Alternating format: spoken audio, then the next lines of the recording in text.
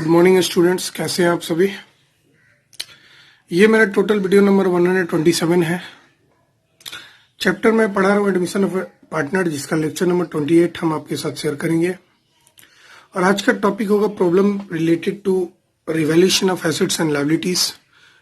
पिछले 5-6 लेक्चर्स में मैंने आपको जो कॉन्सेप्ट सिखाया था उसके बेसिस पे आज मैं आपको कुछ प्रॉब्लम्स कराने जा रहा हूँ जर्नल के रूप में। हाँ, जर्नल ही आज बनाएंगे आप, ठीक है बच्चा। आइएगा शुरू करें। शुरू करते बेटा। Pass journal entry for the following on the admission of C as a partner in the journal of A and B who were sharing profits and losses in the ratio 3:2। ये एक क्वेश्चन है। उसी question का बहुत सारे parts होंगे। सबसे पहले तो आप समझ लो कि क्वेश्चन में आपको जर्नल एंट्री पास करने हैं। जब सी एक नया पार्टनर एडमिट होगा, ए और बी पहले से पार्टनर था जिसकी प्रॉफिट शेयरिंग रेशियो 3:3। ठीक है, शुरू करें बच्चे। आइए, पहला, out of the amount of insurance premium which was debited entirely to profit and loss account, rupees 3,000 is to be carried forward to the next year। हम ये सारे जो क्वेश्चन आपको आज पढ़ा रहे हैं, आप पॉज करके खुद बनाने की कोशिश कीजिएगा, क्योंकि ये जो क्वेश्चन है ऑलरेडी मैं पीछे के 5-6 लेक्चर में मैंने कराया है। बस यूं समझो उसका रिवीजन है। पीछे का जो 5-6 लेक्चर है उसी का आज रिवीजन है। लेक्चर नंबर 28 में कोई नया चीज आप नहीं पढ़ने वाले। मतलब आपका चैप्टर ऐसे भी खत्म हो गया। कुछ और 2-3 टॉपिक लेक्चर में मैं आपको लंबे लंबे क्वेश्चंस बताऊंगा। ये क्वेश्चन आप समझ गए होंगे कि भाई इंश्योरेंस प्रीमियम जो था 3,000 हमने पीएनएल अकाउंट में दिखाए थे, वो 3,000 नेक्स्ट ईयर का है, मतलब एडवांस है। तो जाहिर सी बात है ये एडवांस है, तो उसकी एंट्री क्या करेंगे। आइए, इस जगह पे मैं आपको साथ जर्नल करने वाला हूं, तो आइए मैं करके बता दूं। करूं, ठीक है बच्चे। तो सबसे पहले तो आपने देखा कि 3,000 इंश्योरेंस प्रीमियम कैरिड फॉरवर्ड हो रहा है नेक्स्ट ईयर में। और जब भी कैरिड फॉरवर्ड होता है नेक्स्ट ईयर में, तो हमने आपको बताया था पहले भी कि वो एक्चुअली वो अगले साल का था, वो इस साल एडवांस मिला था। तो जब भी एडवांस मिलेगा तो हम उसको बोलते हैं prepaid insurance premium. Prepaid insurance premium. तो prepaid insurance premium account debit, और एसेट्स बढ़ गया। प्रीपेड इंश्योरेंस एक एसेट्स होता है, और जब भी एसेट्स बढ़ेगा तो फर्म के लिए फायदा होगा, और फायदा को हम रिवैल्यूएशन अकाउंट में लिखते हैं। इसीलिए फायदा रिवैल्यूएशन अकाउंट में हम क्रेडिट करते हैं 3,000 का। आप चाहते हैं कि नरेशन लिख लें, फॉर्मेट भी आप ड्रॉ कर सकते हैं जर्नल का। आप लिख सकते हैं प्रीपेड इंश्योरेंस प्रीमियम रिकॉर्डेड। जब आप जर्नल का फॉर्मेट बनाएंगे तो अच्छा से लिखा जाएगा। मतलब समझ गए ना। हमको पता चल गया कि जो हमने इंश्योरेंस प्रीमियम दे रखा था उसको हमने पीएनएल अकाउंट में पूरा दिखा दिया था, जबकि उसमें से 3,000 को कैरी फॉरवर्ड करना है, मतलब हम एसेट्स में दिखाना है। तो जब भी एसेट्स में दिखाना है तो एसेट्स को डेबिट कर देंगे। एसेट्स को दिखाने के कारण फर्म में प्रॉफिट हो जाएगा, तो प्रॉफिट को रिवैल्यूएशन अकाउंट में लिख देंगे। आइए दूसरा number, B number. Machinery of the book value of 40,000 is taken over by B for 25,000। Clear बात है।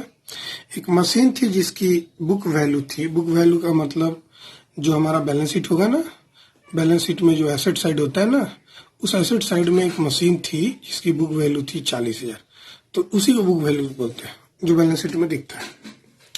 तो मशीन जिसकी बुक वैल्यू थी 40,000, वो बी ले लिया 25,000 में।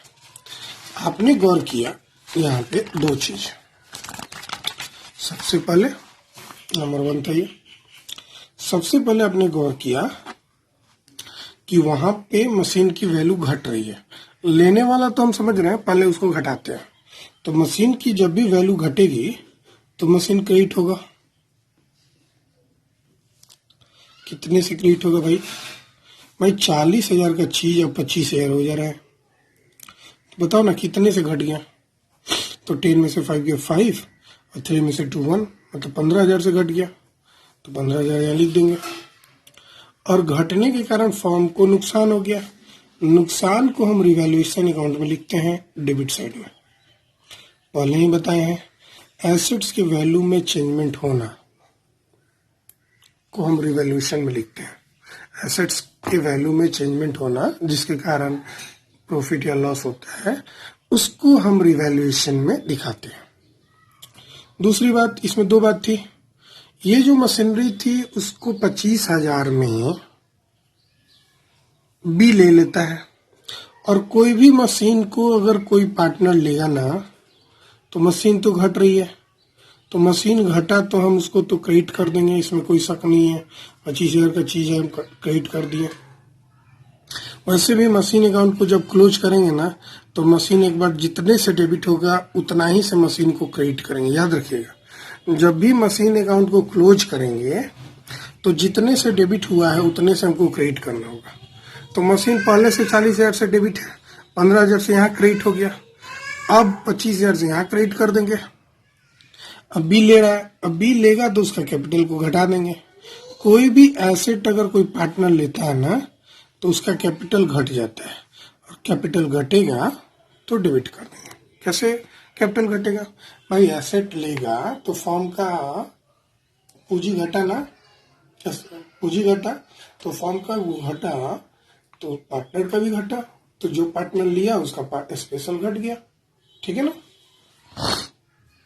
भाई? तुम जानते हो ना एसेट इक्वल टू लायबिलिटी होता है।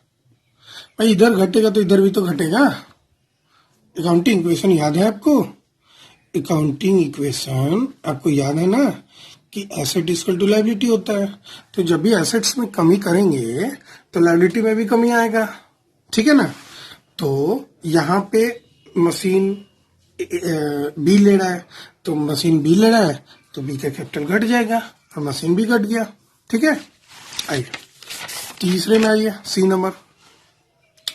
Expenses of 2500 debited to profit and loss account belongs to personal expense of A. भाई खर्चा ए का था अपना पर्सनल, और उसको बिजनेस के खर्चा में भाई दिखा दिया। गजब बात है, खर्चा किया था ये और खर्चा दिखाया बिजनेस में। तो भाई अब यूं सोचो क्या करोगे, क्या करोगे? सी नंबर क्या करोगे? तो बिजनेस ले लेगा, किससे ले लेगा? ए से ले लेगा। भाई अब तुम सोचो ना मेरे प्यारे बच्चे, जरा ध्यान देना, खर्चा किसका था? ए का था, और कौन दिखाया है? बिजनेस दिखाया है। बिजनेस का मतलब कौन हुआ? ए बी दोनों मिलके हुआ। ठीक है, तो ए से लेके बिजनेस ले लेगा ए से अपना। तो ए से लेगा बिजनेस तो ए का कैपिटल घटेगा, तो ए का कैपिटल घटेगा, बिजनेस को दे देगा, बिजनेस को फायदा पहुंचा देगा। तो बिजनेस को फायदा पहुंचा तो रिवोल्यूशन अकाउंट क्रेडिट होगा। बस हो रहा है कितना से? 2500 से। नहीं समझे ना? फिर बता दूं? हाँ सर फिर बता दीजिए। सर नरेशन आपने नहीं लिखा है। क्या लिखे बच्चे? यहाँ लिखे decrease in the value of machinery, लिख लो decrease in the value of machinery. ठीक है, यहाँ पे क्या लिखेंगे? Machinery taken over by B at the revise rate. जिस रेट पे वो लिया उसी को लिखेंगे। यहाँ क्या हुआ फिर से बता दो। हाँ भाई, S personal expense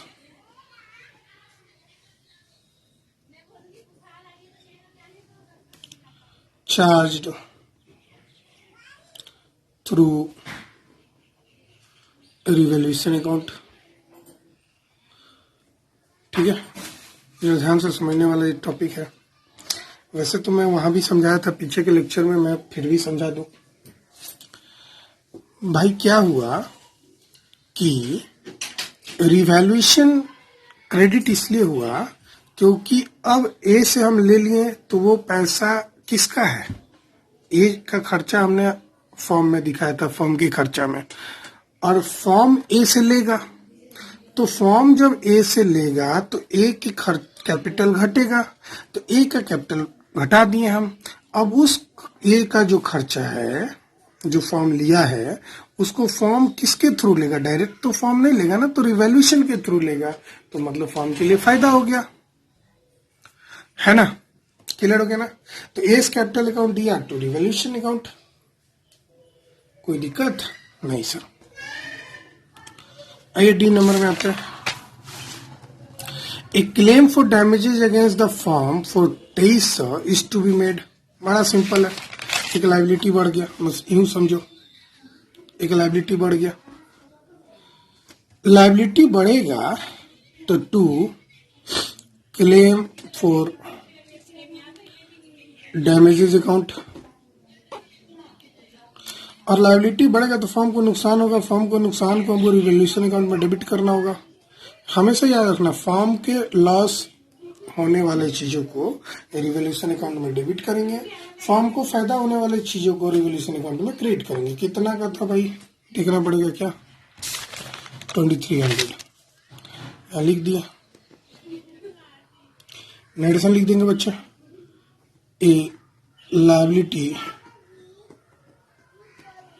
of claim for damages recorded. ठीक है बच्चा, आते हैं ई नंबर, ठीक है ना। Expenses on revaluation amounted to 1000 are paid by B. बड़ा सिंपल है, रिवैल्यूएशन का खर्चा था और दे दिया बी। भाई जब भी कोई खर्चा होता है ना, तो फॉर्म का खर्चा को फॉर्म को ही देना चाहिए था, लेकिन फॉर्म के खर्चा को भाई दे दिया है बी, और फॉर्म बी को दे देगा।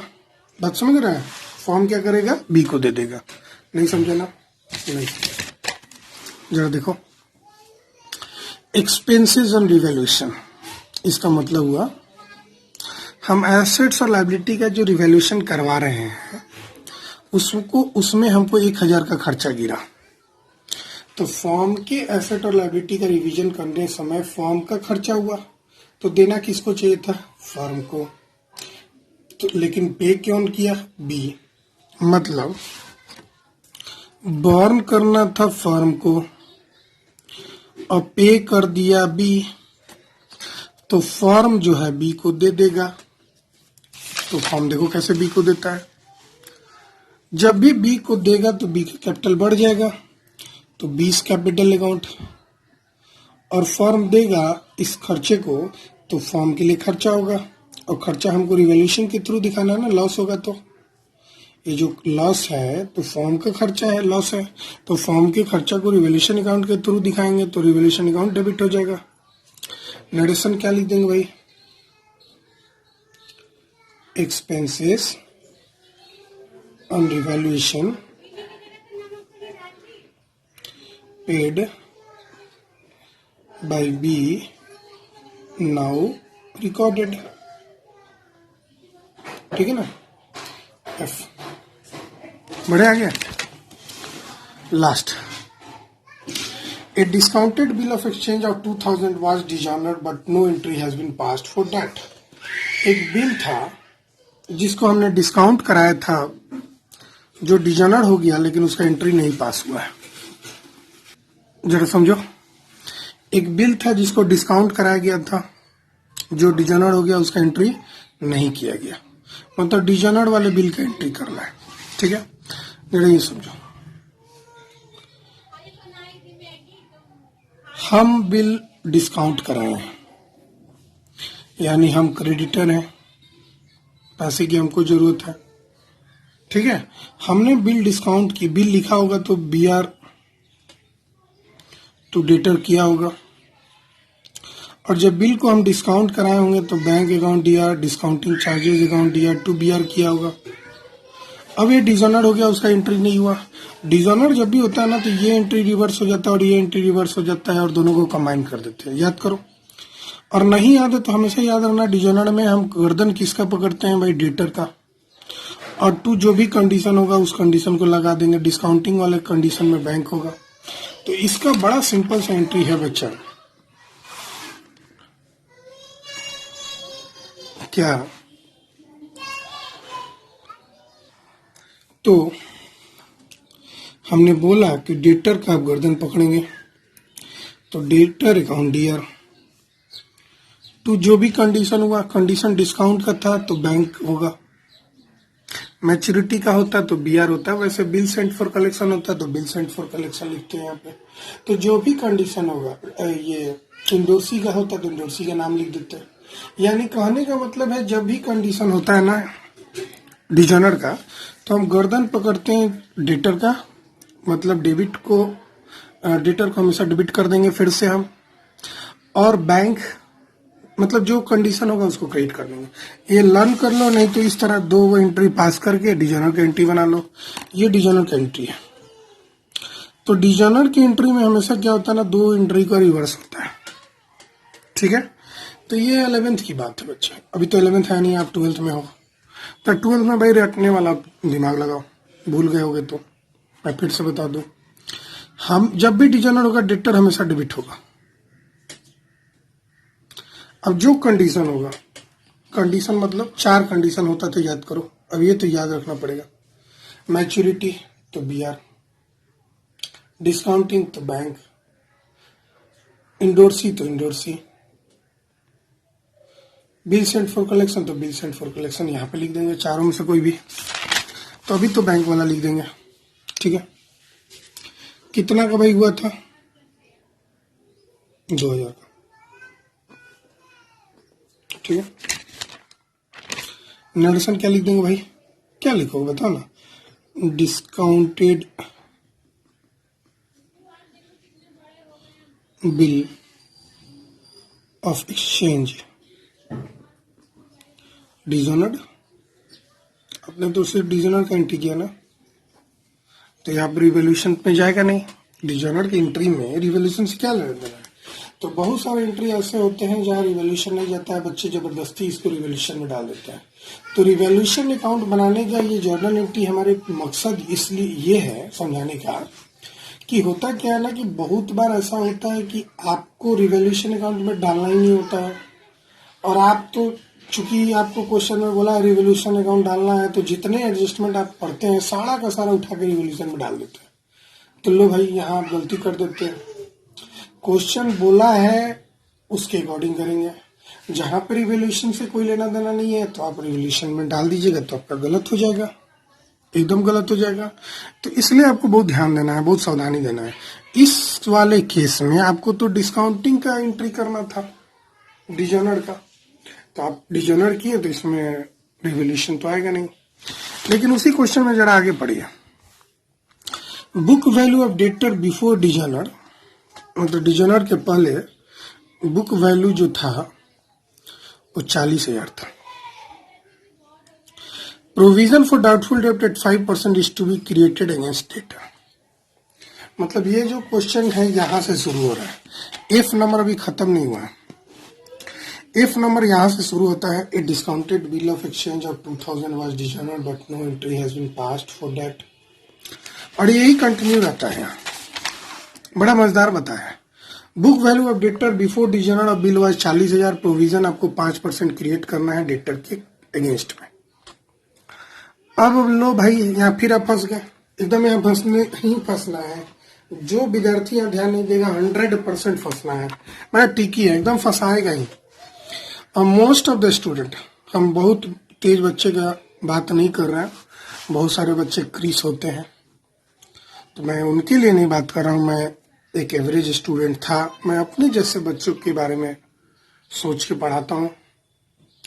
तो भाई जो भी एक एवरेज बच्चा है उसको यहाँ पे वो गलत कर देता है। पहले तो यहीं पे गलत वो कर देता, अगर ये याद नहीं होता तो कहीं ना कहीं रिवोल्यूशन अकाउंट में ना डेबिट डाल देता या क्रेडिट डाल देता। कुछ कंफ्यूजन है उसको। अब ये क्वेश्चन को जी नहीं बोल सकते, एफ एफ ही है, एफ का सेकंड पार्ट है। अब इस वाले में यहाँ पे क्लियरली लिखा हुआ है book value of debtor before dishonoured. Before dishonour मतलब, बिफोर डिजॉनर का मतलब क्या हुआ, अमाउंट तो समझ लो, 40,000 रुपये लिखा हुआ। अब डिजॉनर होने के कारण डेटर डेबिट हो रहा है, मतलब डेटर अगर डेबिट होगा तो क्या समझते हैं सर? डेटर अगर डेबिट होगा इसका मतलब डेटर इंक्रीज कर गया, क्योंकि डेटर एक एसेट है और ये करंट एसेट है। तो जब भी एसेट इंक्रीज करेगा हम डेबिट करते हैं। तो आप यहां गौर किए कि ये जो डिजॉनर के पहले का था 40,000, अब चूंकि डिजॉनर होने से 2,000 और बढ़ गया, 2,000 और बढ़ गया। अब 2,000 और बढ़ने के कारण, 2,000 और बढ़ने के कारण अब मेरा डेटर जो है 42,000 हो गया। अब जो मेरा डेटर है बच्चे 42,000 हो गया। तो हमको जब प्रोविजन बनाना है, हमको जब प्रोविजन बनाना है, तो जब भी आप प्रोविजन बनाएंगे, जब भी एक प्रोविजन बनाएंगे तो प्रोविजन एक लायबिलिटी है और लायबिलिटी बढ़ेगा तो क्रेडिट होगा। तो प्रोविजन फॉर डाउटफुल डेट,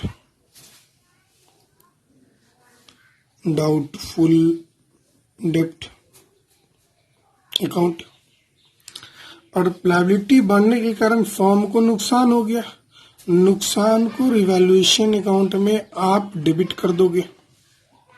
ठीक है बाबू। अब सवाल ये उठता है कि नरेशन भी आप लिख दोगे, हम जानते हैं इसमें कोई दिक्कत नहीं है, सीधे प्रोविजन बनाए हैं वही लिख देंगे, provision for doubtful debts made on the debtors.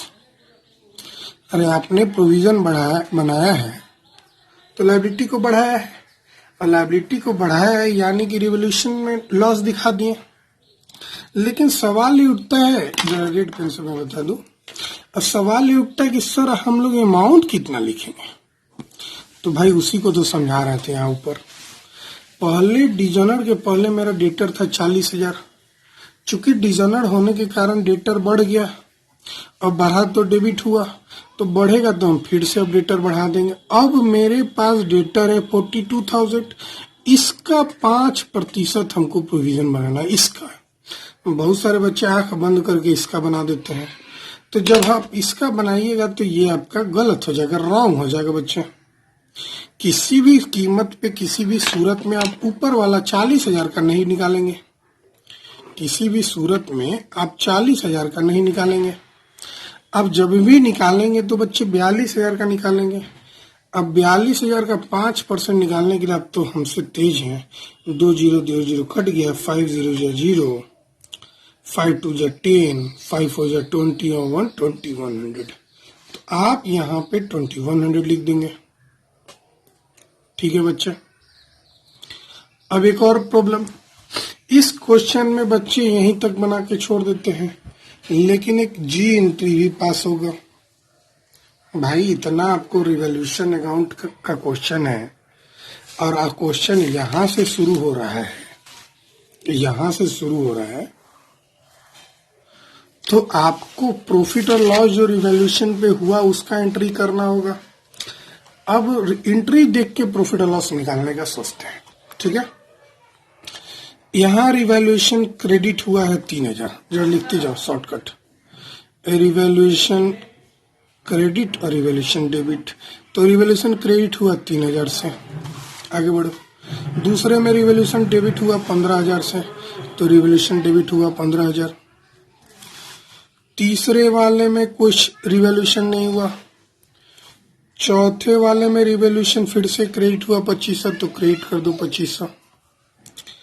छठे वाले में रिवॉल्यूशन डेबिट हुआ 2300 से, रिवॉल्यूशन डेबिट कर दो 2300 से।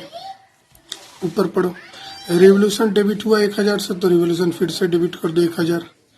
रिवॉल्यूशन डेबिट हुआ 2100 से, फिर से रिवॉल्यूशन डेबिट कर दो 2100 से। अब दोनों तरफ का रिवॉल्यूशन देखो, जोड़ो, मन में ये सब करना है। तो 15,000 और 2,000 17,000 और एक 18,000 और 2,000 20,000, 400 ये हुआ शायद। और ये हो गया बच्चे 5500। ठीक है, ठीक है। अब रिवॉल्यूशन क्रेडिट कम है, कितना कम है वो भी निकाल लेते हैं। तो 20,400 में से 5500 घटा लो, 14 में 5 गया 9, 9 में से 5 गया 4, यहाँ बचा 1, 14,900।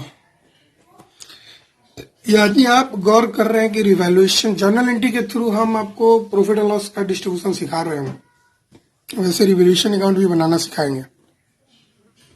तो आपने गौर किया कि रिवॉल्यूशन क्रेडिट में इतना से शॉर्टेज है, तो एंट्री में उतना से आप रिवॉल्यूशन क्रेडिट कर दो सबसे पहले, तो जितना से शॉर्टेज है 14,900। और चूंकि इसके कारण फर्म को प्रॉफिट हो गया, मतलब जब भी फर्म को लॉस हो गया, सॉरी प्रॉफिट का बात कर रहा है, क्योंकि डेबिट ज्यादा है तो डेबिट ज्यादा होता है तो फर्म को लॉस हो गया, फर्म को लॉस हो गया। उस लॉस को पार्टनर्स कैपिटल अकाउंट में ट्रांसफर करोगे तो एस कैपिटल अकाउंट डीआर, दो पार्टनर था बच्चा, हाँ हम लोग को रेशियो भी देखना पड़ेगा, बिल्कुल सही समझिए 3:2 था। 20 कैपिटल अकाउंट डीआर। अब 3:2 में इसको करना है तो जरा 5 से इसको डिवाइड लगा दो और इसको मल्टीप्लाई करोगे तो मेरे अनुसार 8,940 आ जाएगा, 5,960 आ जाएगा। आप वैसे कर लेना। नेडेशन क्या लिख देंगे, loss on revolution, loss on revolution transfer to, ये रफ है बाबू, पार्टनर्स कैपिटल अकाउंट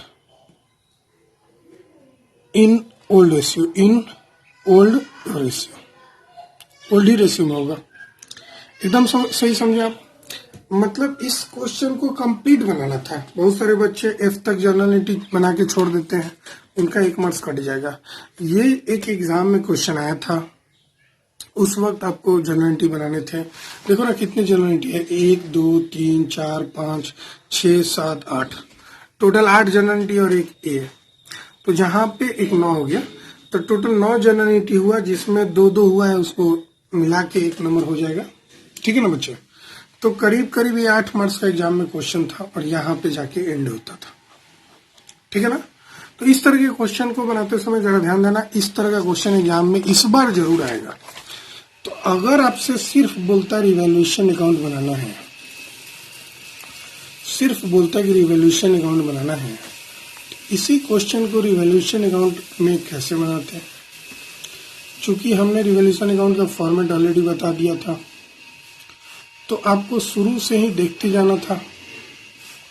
क्या देखते जाना था कि बच्चे की डेबिट में क्या जाएगा और क्रेडिट में क्या जाएगा, कैसे देखते हैं आप। तो आइए शुरू करते हैं फिर से। पहला बात तो आप देखें कि प्रीपेड इंश्योरेंस एसेट बढ़ रहा है, और एसेट बढ़ेगा तो यहाँ देखो, पहला एसेट बढ़ रहा है, एसेट बढ़ेगा तो फर्म के लिए फायदा होगा, फायदा प्रीपेड इंश्योरेंस क्रेडिट में लिख देंगे। Insurance premium 3,000 credit. दूसरा देखो, एसेट्स की वैल्यू घट रही थी 15,000 से, तो एसेट्स की वैल्यू घटेगी तो टू मशीनरी जितने से घटेगी हम डेबिट कर देंगे 15,000। आगे बढ़ो, एंट्री देख के पढ़ना है, यहाँ पे कोई रिवॉल्यूशन नहीं था, हम तो इसको देखकर बनाना है, लेकिन आपको एंट्री देख के लेजर भी बनाना है। यहाँ देखो पर्सनल एक्सपेंस चार्ज हो रहा था, और पर्सनल एक्सपेंस चार्ज होगा तो सोचो खर्चा बढ़ेगा ना। तो बाई एस कैपिटल अकाउंट कितना का भाई, 2500 का। फिर से देखो, एक लायबिलिटी बढ़ रहा था, तो लायबिलिटी बढ़ेगा तो टू क्लेम फॉर डैमेजेस था। अब वैसे देख के बना लेना। क्लेम फॉर डैमेजेस कितना था बच्चा, 2300। ठीक है ना, जल्दी जल्दी बनाता हूं मैं, ठीक है। फिर यहाँ देखो revolution to B's capital expense पे करने के लिए था, revolution to B's capital account. मैं तो जर्नल देख के बना रहा हूँ लेजर, आप डायरेक्ट भी बना सकते थे 1000 का। उसके बाद फिर से देखो रिवोल्यूशन कहाँ था, रिवोल्यूशन टू प्रोविजन, तो revolution to provision for bad डेप्ट, प्रोविजन फॉर बैड डेप्ट। और ये बच्चे आपका था 2100, मैंने लिख दिया यहाँ 2100। अब आपको यहाँ पे क्या करना था, दोनों तरफ का जोड़ लेना था। अब जोड़ेंगे तो 15 दू 17 एक 18 दू 20,400 हो गया। यहाँ भी 20,400 था यहाँ पे। अब 20,400 में 5,500 घटा दो तो आपका आएगा 14,900। तो यहाँ लिख देते थे by loss on revaluation transfer to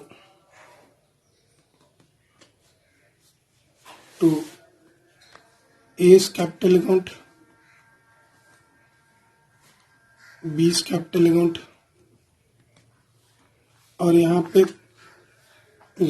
3 यहाँ पे लाइन लिखेंगे, जिसके सामने आप लिखते हैं ना वहीं पे लाइन लिखते हैं। 3:2 में बांटना था। और जब आप 14,900 को 3:2 में बांटोगे तो आपका आया था 8,900, रेट में से लिख दूं अलग दिखेगा आपको, 8,940। और दूसरा आया था शायद 5,960। मजबूरन मुझे यहाँ लिखे हैं इसलिए यहाँ लाइन खींचे हैं, जैसे कि ए बी और जहाँ लिखते हैं ना ऐसे लिखते हैं हम लोग। सॉरी, यहाँ देखो ए प्लस बी था ना, तो ए बी और इसके सामने हम लोग सी लिखते हैं। तो 8,940 प्लस 5,960, ये 14,900, ठीक है। ये होगा रिवोल्यूशन अकाउंट। तो मतलब आपको इस क्वेश्चन में डायरेक्ट रिवोल्यूशन अकाउंट अगर बनाने के लिए बोलता तो आप डायरेक्ट रिवोल्यूशन अकाउंट बनाते हैं। अगर इसी क्वेश्चन में आपको जर्नल बोला तो जितने जर्नल होंगे वो बनाएंगे, मतलब जिसमें रिवोल्यूशन हो। जैसे इस क्वेश्चन में रिवोल्यूशन नहीं हो रहा था तो भी हमने जर्नल एंट्री पास किया। तो जब जर्नल एंट्री बोलेगा तो फुल बनाएंगे, और जब आपसे सिर्फ रिवोल्यूशन बोलेगा तो आप कुछ इस प्रकार बनाएंगे। तो ये तो रिवोल्यूशन हम सिर्फ जर्नल देख के बना दिए हैं, लेकिन आगे का क्वेश्चन हम ऐसे ही बताएंगे जिसमें हम डायरेक्ट आपको क्वेश्चन से रिवोल्यूशन अकाउंट बनाना सिखा देंगे। वैसे आप जर्नल के थ्रू भी सीख गए होंगे, ठीक है ना। बस इतना याद रखना, फर्म के खर्चे या लॉस को डेबिट करना है और फर्म के फायदे को क्रेडिट करना है, ठीक है बच्चे। तो फिर मिलते हैं हम लोग नेक्स्ट लेक्चर में, तब तक के लिए बाय बाय। प्लीज लाइक करें, शेयर करें, सब्सक्राइब करें मेरे यूट्यूब चैनल को।